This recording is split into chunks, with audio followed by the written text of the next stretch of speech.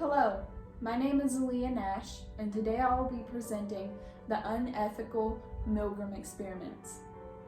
This is for my Psychology 3100 class for interpersonal communication at Clayton State University.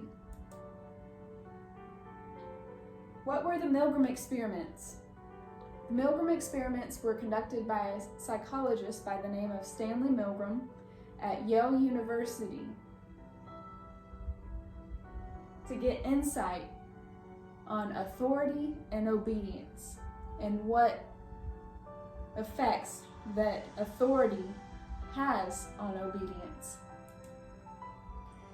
Why were these experiments conducted?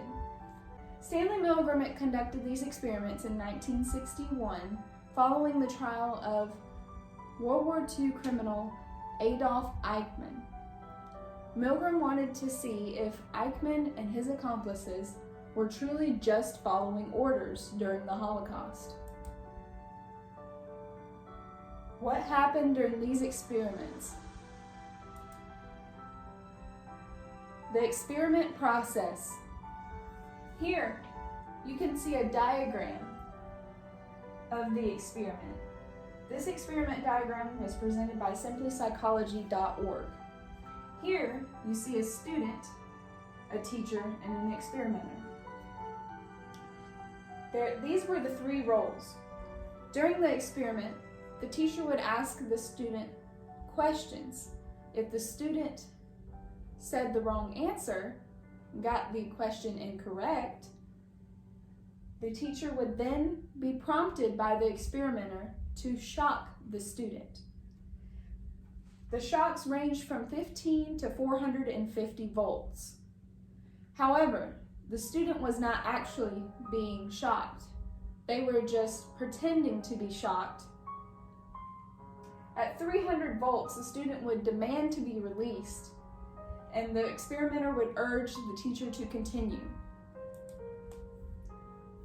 The results.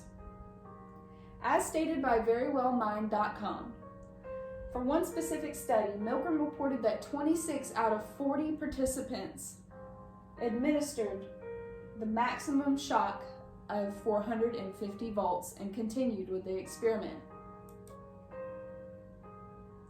What ethical concerns did this experiment raise? Though the APA Ethics Code was not established until 1981, this experiment would have conflicted with the APA Ethics Code in several ways. The first code that these experiments would have violated is code 8.07b.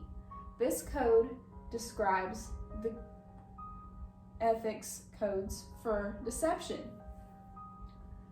8.07b reads, psychologists do not deceive prospective participants about research that is reasonably expected to cause physical pain or severe emotional distress.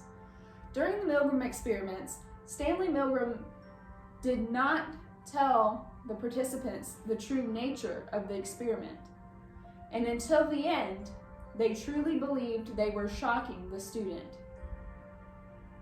It also conflicts with code 8.08a, which reads, psychologists provide a prompt opportunity for participants to obtain appropriate information about the nature, results, and conclusions of the research, and they take reasonable steps to correct any misconceptions that participants may have of which the psychologists are aware.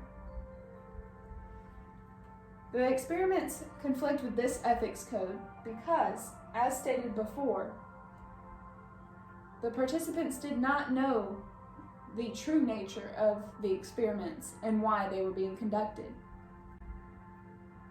This experiment also conflicts with Psychology Principle A, which is beneficence and non-maleficence. These two principles describe how psychologists are supposed to do no harm. They're supposed to help people, not cause harm, whether physical or mental, to any patients or participants. In the Milgram experiments, the participants who were the teacher figures often experienced extreme stress and mental turmoil from shocking the student. These are my references.